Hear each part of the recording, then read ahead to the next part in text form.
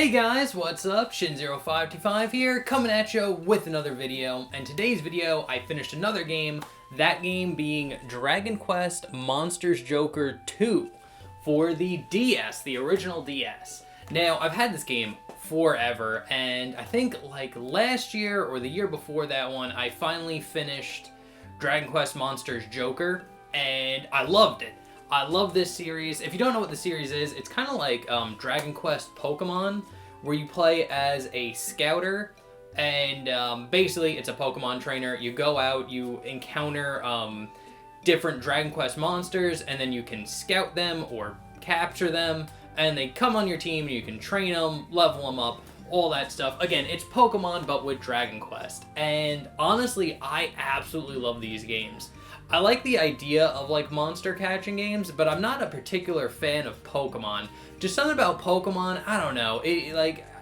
Just the games just don't pull me in the way like normal RPGs do. But that's why I like this one so much, because it's a nice blend between what Pokemon is and what a normal like RPG is, and it's a good blend between them because you actually go on like adventures in this game.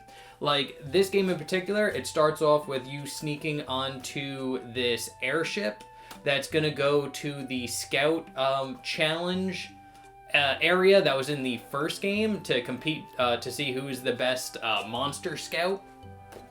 And while you sneak on the ship, eventually it crashes on this mysterious island, and then as you explore the island, you encounter Dragon Quest monsters. There's even an island-specific tournament on that island that most people don't know about, and you can participate in that, and it links, there's a whole bunch of stuff going on, but it all links into like this mythical god monster beast thing that you need to fight, and a really good like RPG story. I don't want to give up too much away, but all in all, it's a very good like JRPG kind of Dragon Quest story mixed in with Pokemon. And honestly, this is what I wish Pokemon games would evolve into. Become more of like an RPG, do more of like adventure and exploring type like stories. Because again, like my favorite Pokemon game is Pokemon Colosseum, and it's just because like, again, it's a nice blend between a standard JRPG story and the concepts of Pokemon. And these games, honestly, I think these games are much better than Pokemon, just in general. But this game's fantastic. It looks great on the DS. Again, I played it on my Retroid Pocket 2. Just because like that, I just had it with me, and I just was like, you know what, it's time to play Dragon Quest. So I played it on my Retroid Pocket 2, and it played fantastic. It looks great, and it's a fully 3D game on the DS. So again, it's like you have these fully like 3D environments. It looks so good, and I'm just a sucker for that like low poly like 3D look. These games, it looks like a really good like PlayStation 1 game. That's kind of the best way I could describe it. But the monster models look great. They have 3D models for all the monsters, 3D models for all the characters, and just a great adventure story. So honestly, again, the Dragon Quest Monsters games are the best type of Pokemon games I've ever played. I'm excited to play Monsters Joker 3 on the 3DS, and there's also one that recently came out on Switch called Monsters Joker The Dark Prince. So I'm excited to play those two games. I'm finally finished the first two. I still have to do the post game on this one.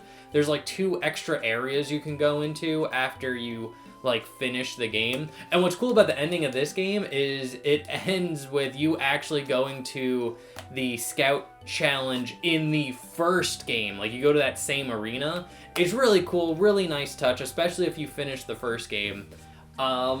And yeah, and honestly, like if you play this game on the DS, you can actually trade monsters and like stuff from like Dragon Quest Monsters 1, Dragon Quest 9, that was also on the DS, and I think one of the other ones, I think like Dragon Quest 5, that was also on the DS. There's like interconnectivity if you were playing these on the DS versions, which is super cool.